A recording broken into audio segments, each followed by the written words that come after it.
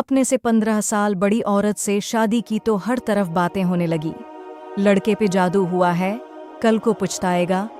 मोहल्ले में जब पहली बार ये खबर फैली कि साजिद ने अपने से 15 साल बड़ी औरत से शादी कर ली है, तो कई दिन तक लोगों के घरों में सिर्फ एक ही मौजू चलता रहा। लड़के पे जादू हुआ है, 2 बच्चों वाली औरत, कल को पछताएगा।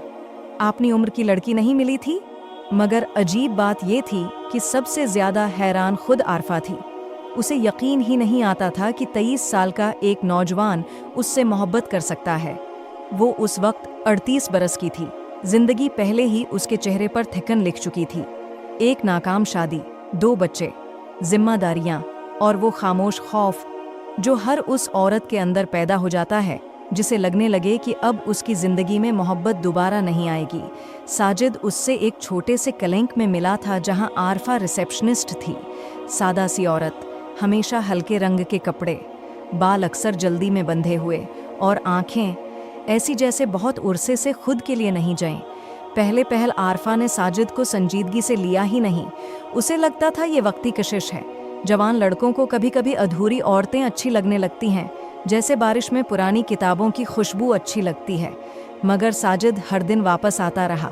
कभी चाय ले आता, कभी बच्चों के लिए चॉकलेट्स, कभी बस 5 मिनट बैठकर उसकी थिकन सुनता रहता। एक दिन आरफा ने आखिर पूछ ही लिया, तुम मेरी उम्र जानते हो? साजिद हंस पड़ा, जी, मैं तुमसे 15 साल बड़ी हूँ। तो आरफा की आवाज़ भारी हो गई।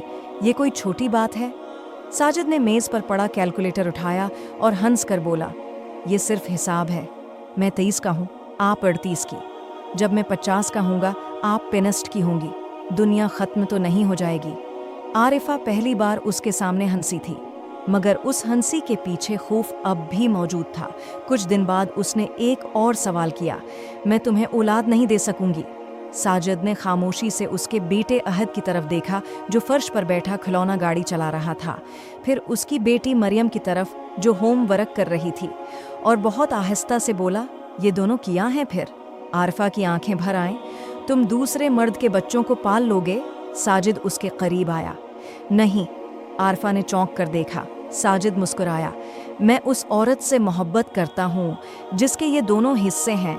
फिर मैं इनसे मोहब्बत क्यों नहीं करूँगा? बस शायद मोहब्बत असल में वही लम्हा होती है जब इंसान किसी को उसके माजी समेत कबूल कर ले। शादी आसान नहीं थी। लोगों ने साजिद के वालिदैन को बहुत कुछ कहा, दोस्तों ने मजाक उड़ाया, दफ्तर में विस्पर्स होती रहीं। कभी किसी ने आरफा को खाला कहा, कभी साजिद से पूछा जाता, बीवी है या गार्डियन? मगर अजीब बात ये थी, घर के अंदर मोहब्बत बढ़ती गई। साजिद ने अहद को पहली बार साइकिल चलाना सिखाया। मरियम के स्कूल के एनुअल डे पर सबसे ऊंची आवाज़ में क्लैप किया। रात को बच्चों के बुखार में जागता रहा। पेरेंट टीचर मीटिंग्स अटेंड की। और फिर एक दिन ऐसा आया जब अहद ने गुस्से में किसी से कहा, मेरे अबू के बारे में गलत बात मत करना। हालांकि खून का रिश्ता नहीं था, मगर बाज़ रिश्ते खून से नहीं, मौजूदगी से बनते हैं। वक्त गुजरता गया, बच्चे बड़े हो गए। अहद डॉक्टर बन गया, मरियम फाइनेंस सेक्टर में चली गई, और साजिद, उसके बाल सफ़ेद होने लगे थे। मगर हर जुमे को वो अब भी आरफा के लिए फूल ले आता था। एक शाम मरियम ने हंसते हुए पूछा, अबू, आपने कभी रिग्रेट नहीं किया? साजिद उस वक्त बरामदे में बैठा आरफा के बालों में तेल लगा रहा था। वो रखा, फिर बहुत सुकून से बोला, बेटा, लोग समझते हैं आदमी जवान चेहरा ढूंढता है, असल में आदमी सुकून ढूंढता है। आरफा खामोशी से उसे देखती रही। आंखों में वो नमी थी जो सिर्फ लंबे साथ के बाद पैदा होती है। और फिर उस रात जब बारिश हो रही थी और बिजली बार बार जा रही थी, साजिद ने आरफा का हाथ अपने हाथ में लेकर आहिस्ता से कहा, लोग कहते थे तुम मेरे लिए बहुत बड़ी हो। वो मुस्कुराया, मगर सच ये है, तुमने मुझे बड़ा किया है।